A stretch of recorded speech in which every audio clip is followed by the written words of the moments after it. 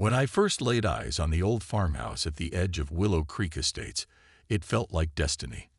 The house itself wasn't much to look at. Peeling white paint, a sagging front porch, and a roof that groaned whenever the wind picked up. But the land. Oh, the land stole my heart.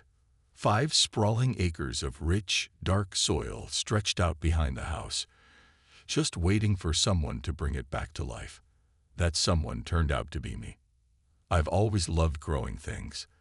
As a kid, I'd plant sunflower seeds in paper cups and watch them sprout on the windowsill. Now, with this much space, I could finally let my green thumb run wild. I started small, a few tomato plants, some rows of lettuce, and a patch of strawberries. But soon, the farm grew into something magical. Cornstalks towered over my head, zucchini vines took over entire sections of the yard, and pumpkins dotted the field like bright orange jewels. It wasn't just a hobby anymore, it was my happy place. Word spread quickly among the neighbors about my little farm. People would stop by to admire the rows of vegetables or ask if I had extra herbs to spare. Kids loved running through the pumpkin patch in the fall, their laughter echoing across the fields.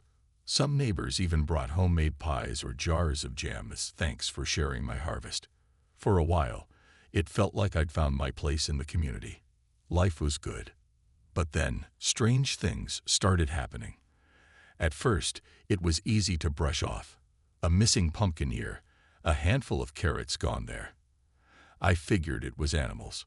Maybe deer sneaking in at night or raccoons raiding the corn. But one morning, I woke up to find half my cornfield completely stripped bare. Stalks lay trampled on the ground, husks scattered everywhere.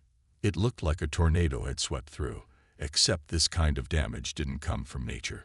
This came from people. That's when I noticed the tire tracks. Deep grooves led straight from the road to where my crops used to stand tall. Someone had driven right onto my property in the middle of the night, loaded up their truck, and left without a second thought. My stomach sank as I followed the tracks back toward the main road. They disappeared near the entrance to the neighborhood clubhouse. It didn't take long to connect the dots. A few days later, I attended a neighborhood potluck and saw something that made my jaw drop. One of the tables was piled high with dishes made from my produce. There were plates of roasted carrots glazed with honey, bowls of fresh salsa made from my tomatoes, and even a pie baked with my stolen apples. Nobody seemed to think anything was wrong. In fact, they acted like it was perfectly normal. When I confronted Margaret Hargrove, the head of the HOA, she gave me a sugary smile and said, "Oh, don't worry, dear. We're just fostering community spirit." Community spirit? Was she serious? She acted like taking my hard work without asking was somehow okay because it benefited the neighborhood. That's when I realized this wasn't just about food. This was about power. And I wasn't about to let them get away with it. The next morning, I decided it was time to confront the situation head-on. I wasn't going to sit back and let people take what didn't belong to them without a fight.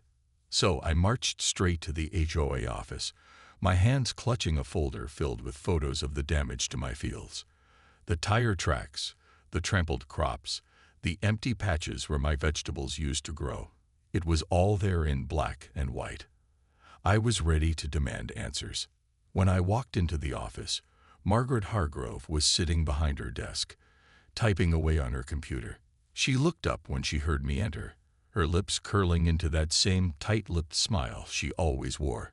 It was the kind of smile that said, "I'm in charge here, and you're wasting my time." But I wasn't intimidated. Not this time. "Margaret," I began, trying to keep my voice steady despite the anger bubbling inside me. "We need to talk about what's been happening on my property."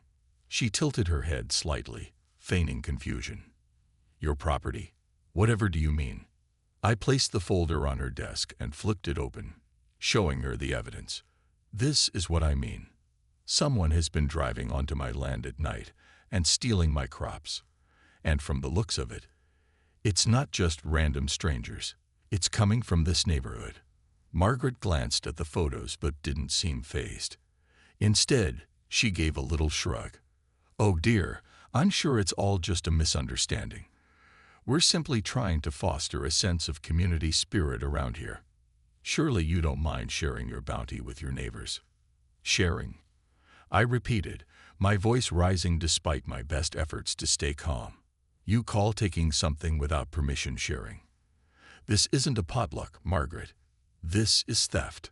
Her smile faltered for a moment, but she quickly recovered, leaning back in her chair like she didn't have a care in the world. Now, let's not be dramatic.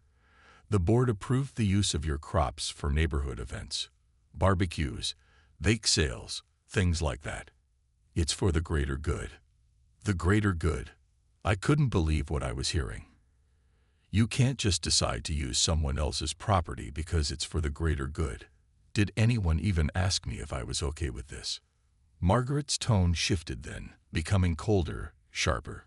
"Well, perhaps you should have read the fine print before planting such tempting vegetables," she said, emphasizing the word tempting like it was some kind of accusation. "What fine print?" I shot back. "There was no fine print.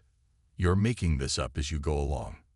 She waved a hand dismissively, as if swatting away an annoying fly. "Let's not get bogged down in technicalities. The fact is, your farm benefits everyone. Why are you being so difficult?" That comment hit me like a punch to the gut. Difficult? Was that really how she saw me? Because I was standing up for myself. I wanted to scream, to throw something, to make her understand how wrong she was. But instead, I took a deep breath and forced myself to stay composed. Losing my temper wouldn't help.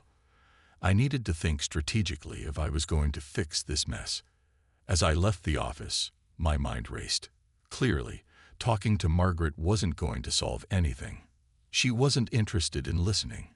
She only cared about maintaining control. If I wanted to stop them from treating my farm like their personal grocery store, I'd have to find another way. But what?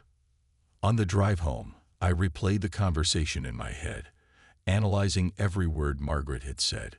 One thing stood out. She kept mentioning the board's approval.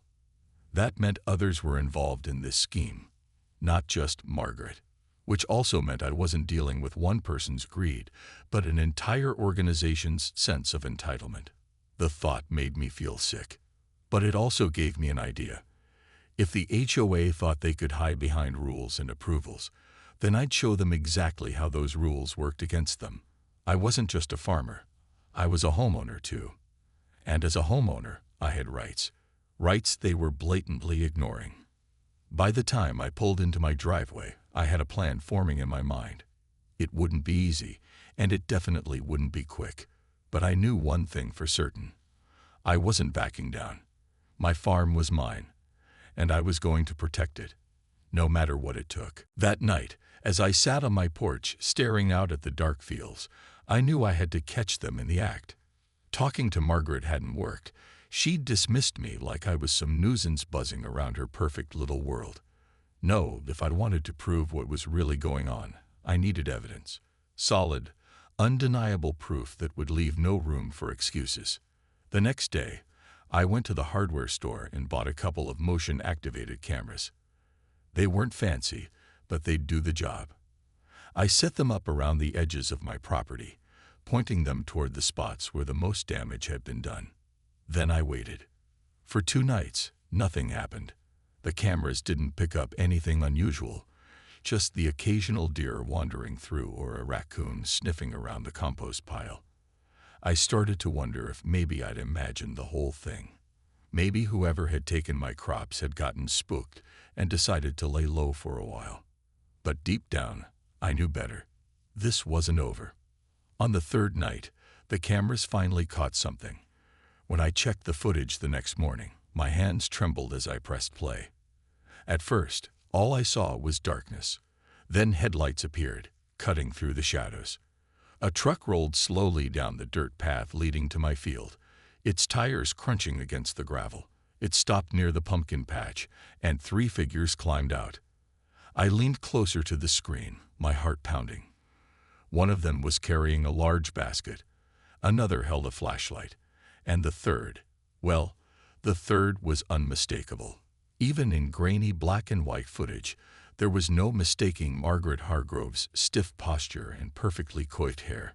She walked right up to my apple tree, plucked a piece of fruit straight off a branch, and bit into it like she owned the place. My jaw dropped.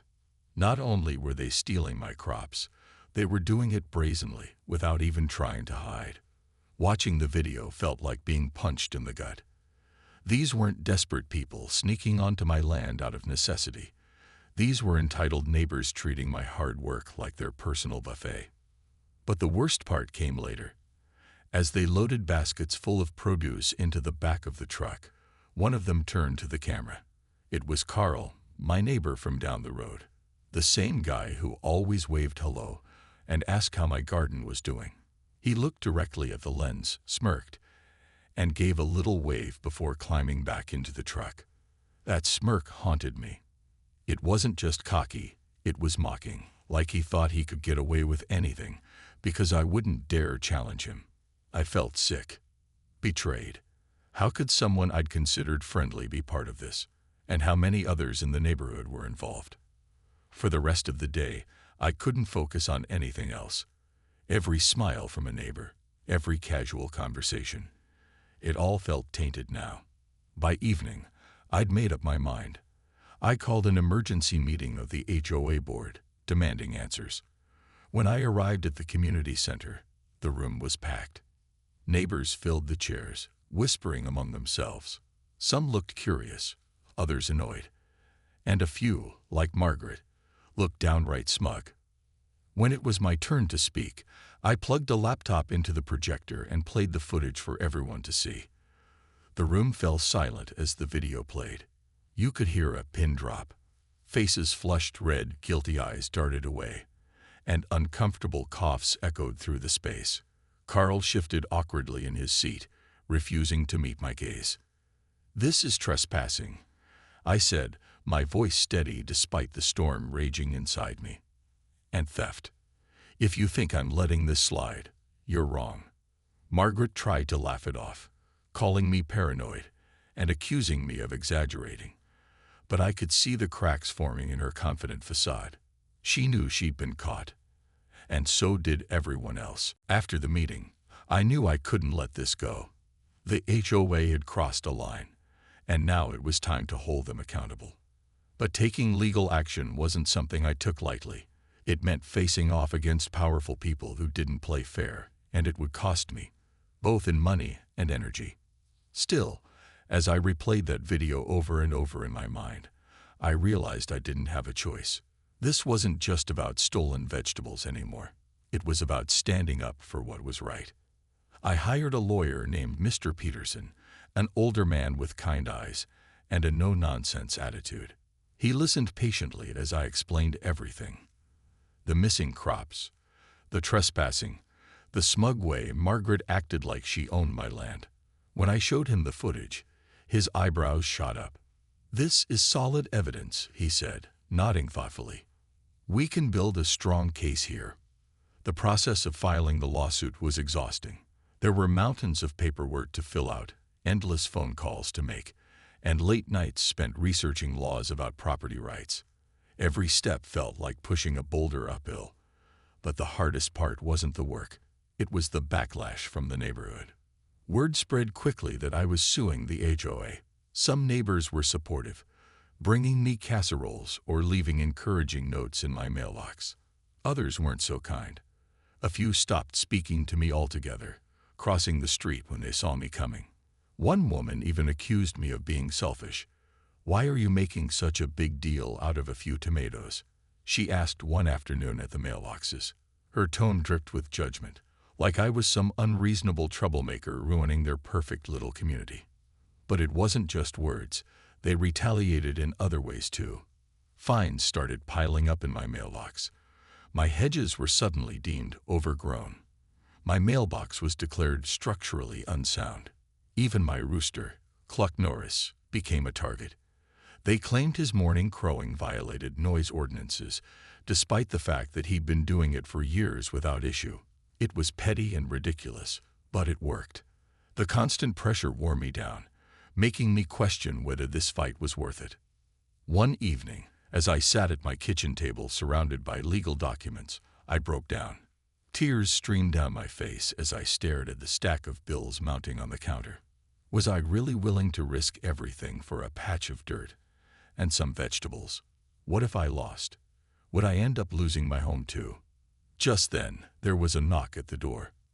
I wiped my eyes and opened it to find Maria, another neighbor who lived a few houses down. She carried a plate of cookies and a warm smile.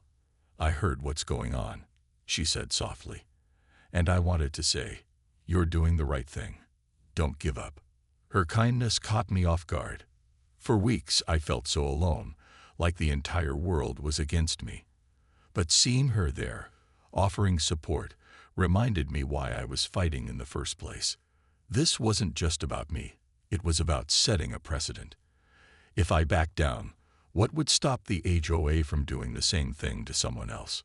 With renewed determination, I threw myself into preparing for court. My lawyer helped me gather more evidence, receipts for seeds and equipment, records showing how much produce I'd grown each season, and testimonies from neighbors who admitted they'd seen the HOA members raiding my fields.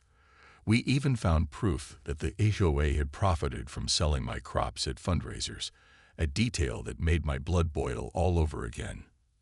As the trial date approached, tension in the neighborhood reached a fever pitch. People whispered behind closed doors, speculating about who would win. Some bet on the HOA, convinced their influence would sway the judge. Others quietly rooted for me, hoping I'd put an end to their bullying once and for all. Finally, the day arrived. Sitting in the courtroom, waiting for the proceedings to begin, I felt a strange mix of nerves and resolve. This was it, the moment where everything would come to light. Whether I won or lost, I knew one thing for certain. I'd stood up for myself. And sometimes, that's the most important victory of all. The courtroom was packed on the day of the trial. Reporters with notebooks and cameras filled the back rows, eager to cover what had become a bizarre but highly publicized case. Neighbors squeezed into the wooden benches, their faces a mix of curiosity and unease. Some looked guilty, avoiding eye contact with me altogether, while others seemed almost gleeful, as if they were watching a train wreck unfold. Margaret Hargrove sat near the front, her usual confident demeanor replaced by something harder to read. Nervousness, fear, whatever it was, it gave me a small sense of satisfaction. When the judge entered, everyone stood, and the room fell silent. The formalities began, with both sides presenting their opening statements. My lawyer, Mr. Peterson, laid out our case clearly and calmly. He explained how the HOA had repeatedly trespassed on my property, stolen my crops, and profited from them without permission. "This isn't just about vegetables," he said firmly. "It's about respect for private property and accountability."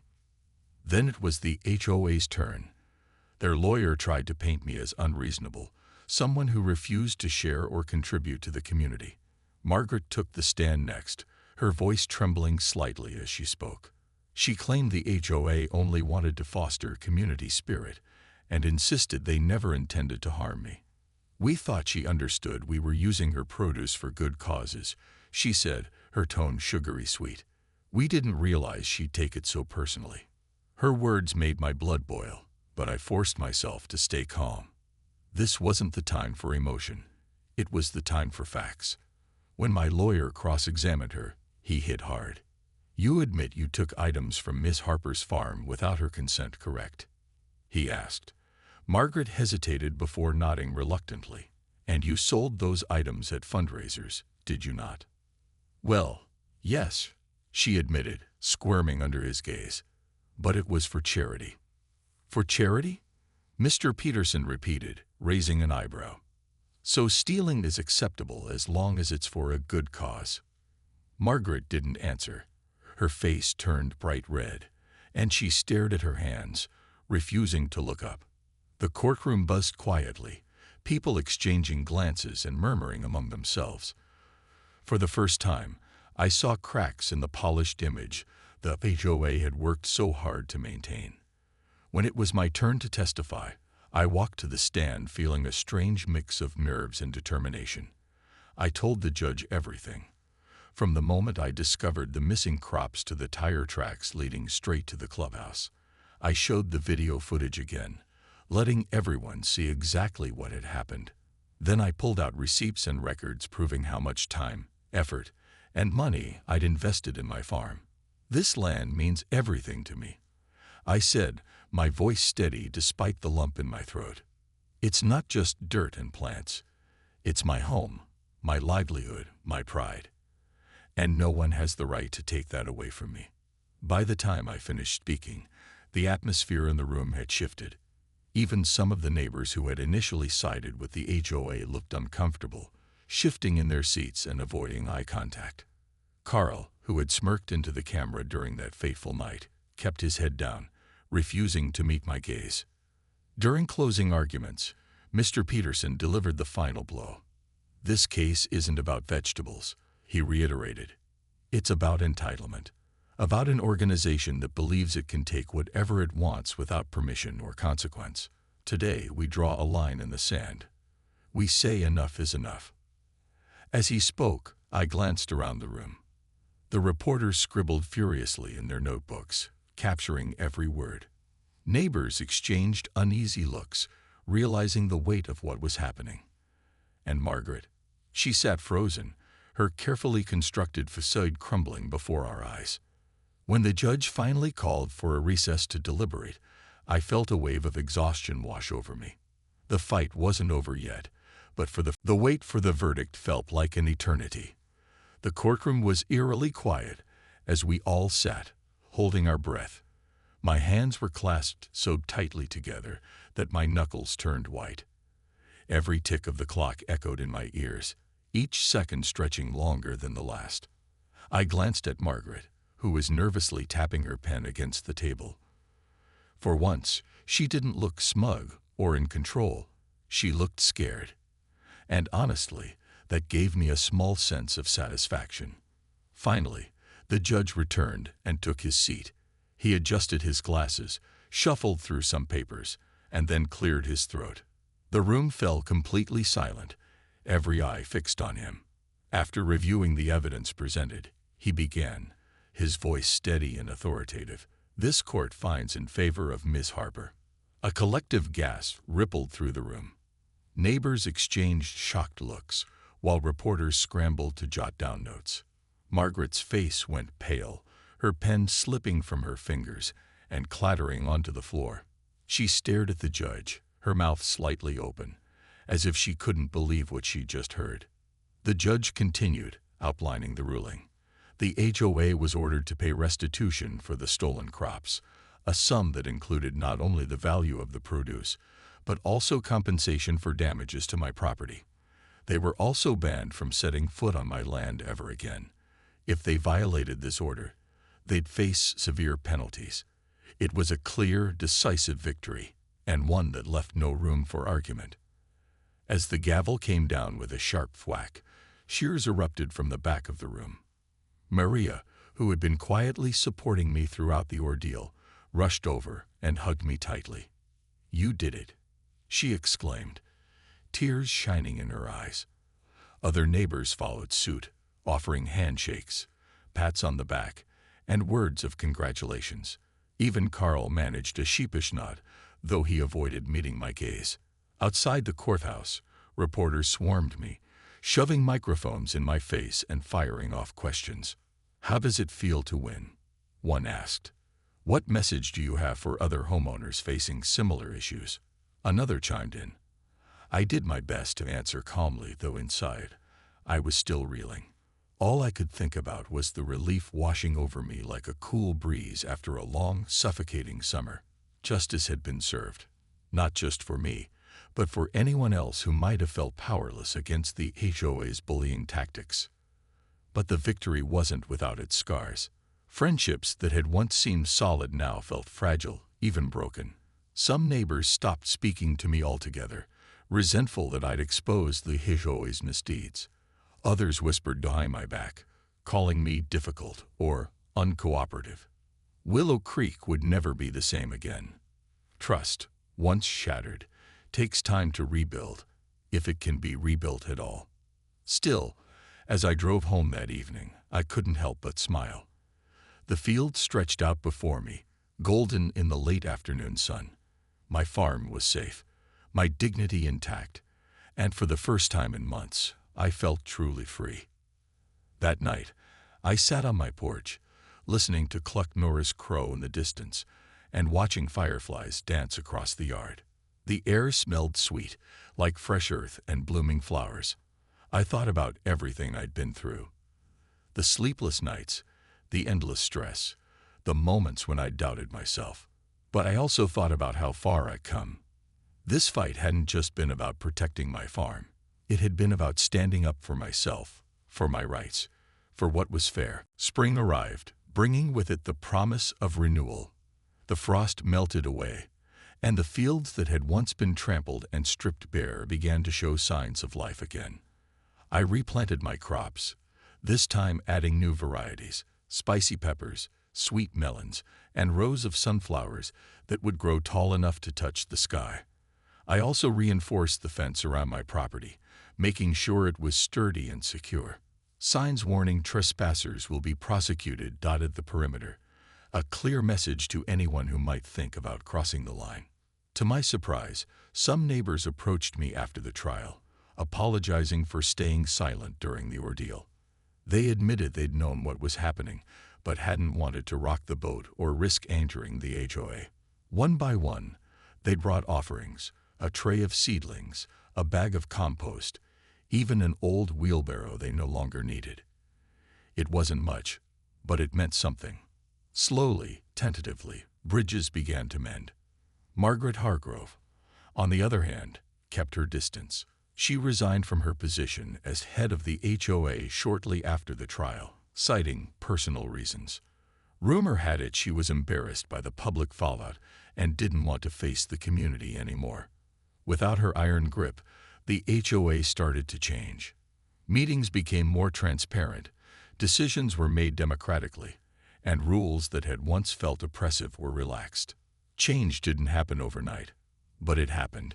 The neighborhood itself began to feel different too. People seemed less afraid to speak up, less willing to let things slide just because that's how it's always been done. A few neighbors even formed a gardening club, meeting regularly to swap tips and share seeds. When they asked if I'd like to join, I hesitated at first. But eventually, I said yes. It felt good to connect with others over something we all loved, growing things. One sunny afternoon, as I stood in the middle of my strawberry patch, I noticed a group of kids playing near the edge of my field.